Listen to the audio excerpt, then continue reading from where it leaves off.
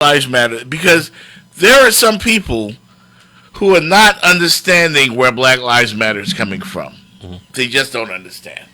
And they feel like white Americans are under attack. And they feel like the police are under attack. Yes, the police. We don't have a problem with the police. We don't, as far as if they're doing their jobs, which is to serve and what? Protect. But if you're going to seek out individuals and harass them, and I've seen this in abundance. But let me, I follow. So listen, you have a certain facet of the police department, and this is what I don't understand, because I've talked to the mayor, several mayors. I've talked to several police chiefs, working with the Circle of Brotherhood, covering them and the various events they had, and I was told officers are trained that if they recognize a road cop or they're in the presence of a bad situation, to tell on them. To intervene and say, hey, partner, you're going too far. I'm sure you've seen enough Hollywood movies like I have, and you know about the Code of Silence, the Blue Code of Silence. And recently with the murders of Rayshard Brooks and George Floyd,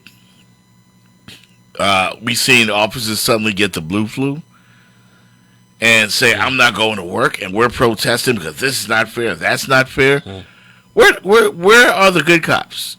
Where are the ones that are going to tell the bad cops, hey, you can't do this. This is wrong. Because when I see mass, a large number of cops call in sick because they want to support their brotherhood, it seems more of a fraternity of cops than people who are supposed to serve and protect. Whether my colleague is right or wrong, I'm going to stand by him. But you know what? That's a bad message to send to us. The death of George Floyd is a perfect example of that.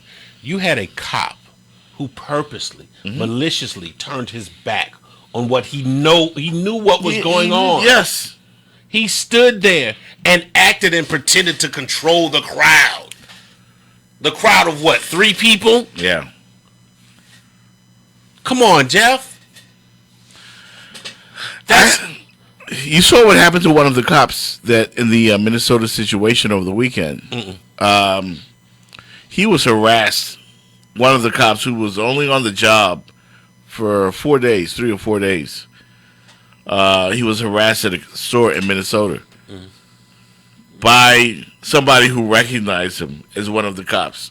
Now, it was only day 4 on the job, but people expect us to have sympathy for him because, his name is, J. Alexander Kueng, Kueng, if I pronounce it right. He's one of the 4 cops, and it was only his second day on the job, it says here. He says he was wrongfully charged in the death of George Floyd, and he got confronted by an angry shopper at a grocery store. Now, was he one of those who had a knee in the back? No, I don't know. But I know he was there. He was one of the cops that could have done something about it and did not. It was his second day on the job. I'm going to put myself in his position, hypothetically. Still, you're taught in the academy about situations like this. And even if it's your second day on the job, you should have said something. You should have said something. So I have no sympathy for him. Even though he was a rookie. We could bring a guy off the street, Big Man Kelly, into the studio, and if you and I start dropping F-bombs on the air in a manner that we should not, and there's this first day or second day broadcasting student, don't you think he'll say something to us like, hey guys, there's something not right about what you're doing? It may not be comparable, but it's just, again, I thought he could have said something.